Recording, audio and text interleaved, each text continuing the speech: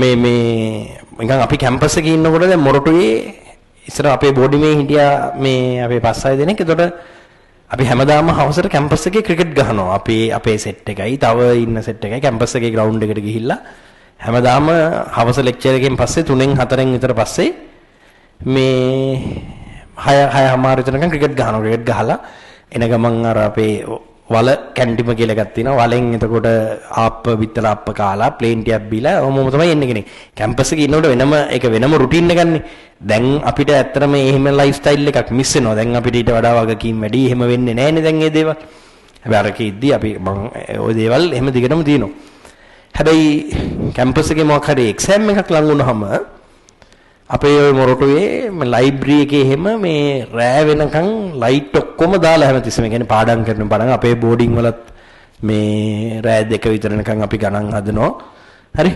ගණන් හදලා ඔය කොළ මෙහෙම උණ්ඩි කරලා විසි කරලා දාපු කොළ බෝඩිම පුරා හැමතැනම තියෙනවා. යනකොටත් නිකන් ඒව අයින් කර තමයි යන්න ඕනේ. කියන්නේ එච්චරට මං කියන්නේ වැඩ කරන කාලට වැඩ කරනවා. දැන් ඉන්න පොඩි උන් ගොඩකට වෙලා තින්නේ උන්නර මේ තමන්ට ගන්න තියෙන ආතල් එක කියන එක තියෙනවා උන්ට.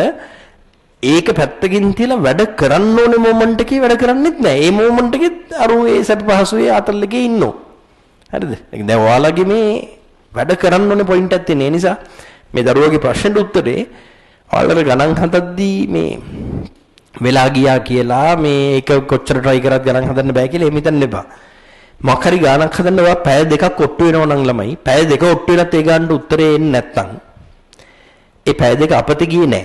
අර පැය දෙකේම ඔයාගේ මොලේ වැඩ කරපු දේවල් ටිකෙන් ඔයාලට තව පොඩි ගණන් ගොඩ හදන්න ඕන කරන එක්ස්පීරියන්ස් එක එනවා. ඒ එක්ස්පීරියන්ස් එක තමයි වටින්නේ. ඒ පැය දෙක අපතේ ගියා නෙමෙයි. දැන් ඔයාලා හිතනවා නම් පැය දෙකක් ගානකට try කරලා උත්තරය ආවේ නැහැ.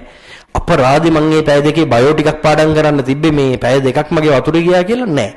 ඒ පැය දෙකේම ඉගෙන ගත්තා. තේරුණාද මං කියන්නේ?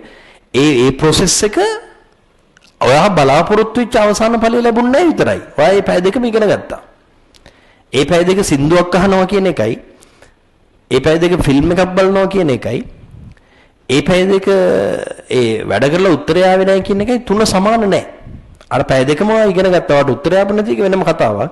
ඒ උත්තරය ආපු නැති එකත් වාට ලර්නින් එකක් තමයි. දැන් ඇප්ලයිඩ් ගානක් හදන්න ඔට්ටු වෙලා උත්තරේ නැත්තම් ඒ උත්තරය ආවේ නැහැ කියලා දුක් වෙන්න බෑ. උත්තරය ආපු නැති එකත් ලර්නින් එකක් තමයි.